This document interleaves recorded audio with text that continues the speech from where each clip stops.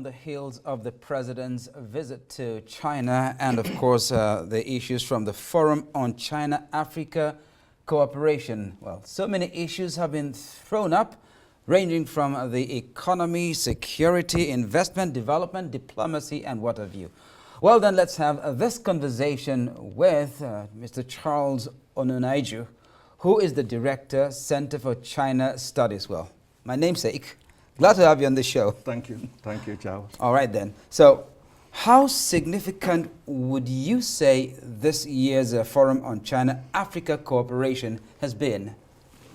Very significant. And one singular thread that has run through the FOCAC process, or Forum on China-Africa mechanism, is that each time it is held, it tries to align with the issues of the time. It engages issues that is relevant to the two sides at that time. And if you look at this year's own, it also engages issues that are in the front burner of both Nigeria and China. If you look at the communique, it was very explicit on key issues that are very central to each of the countries. China spoke about territorial integrity, sovereignty, and Taiwan is an inalienable part of China. Validating Nigerian one China policy is not new. Nigeria has had one China policy since 1971, which Absolutely. means there is only one China in the world, and Taiwan is inalienable part of that.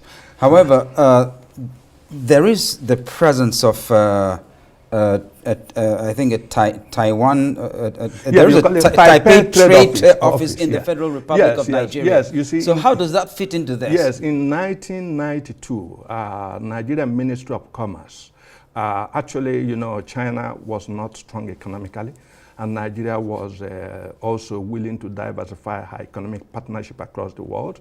In 1992, the military government then, through the Ministry of Commerce, accepted to establish commercial offices in each other's capital.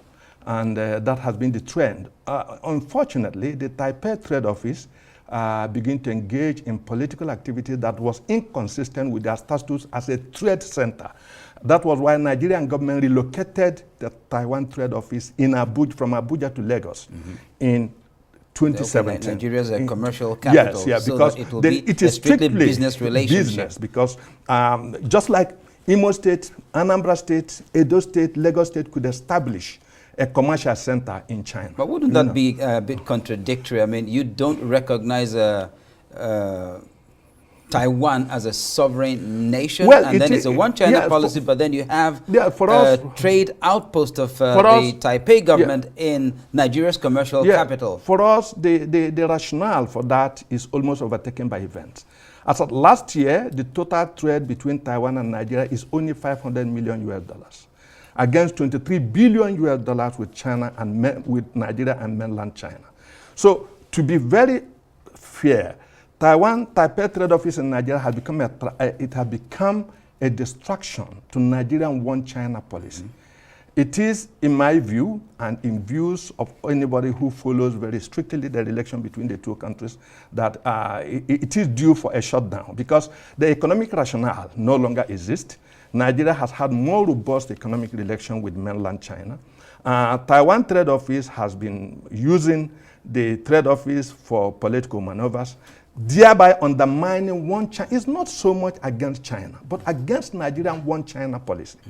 Because if you maintain this track of commercial relation with Taiwan, and of course more comprehensive cooperation with mainland China, you undermine your own very policy of one China policy. So I think in the best interest of and the integrity of Nigerian one China policy, it is time to shut down the Taipei Trade Office and expel so that we can have focus on Nigerian-China cooperation. So everything that China is bringing into Africa, as far as the relevance of this year's FOCAC is concerned, is it all tied into the one China policy? Absolutely, absolutely. One China policy is the foundation of China diplomatic relation with every country in the world.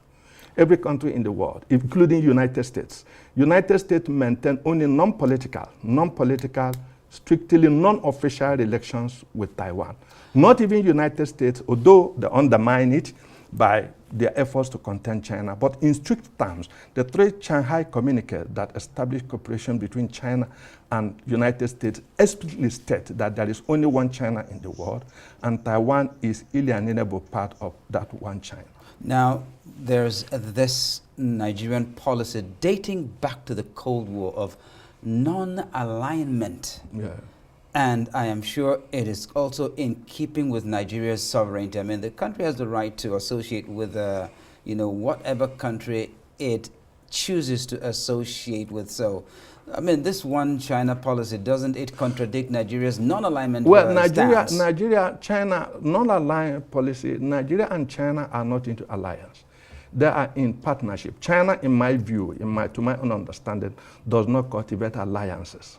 China built partnership across the board. What's the difference? I mean, yeah, because alliances means somebody else is an axis, somebody else is an enemy, somebody else is not of you, it is against you. Partnership is broader and more comprehensive and does not discriminate. So China cultivates partnership, not alliances. In my view, that's my understanding of China foreign policy. Well, which brings us to the focus of this year's FOCAC, which adopted a Beijing declaration of building a shared future in the new era with an action plan for 2025 to 2027. I mean, a 2-year plan. How does that work out?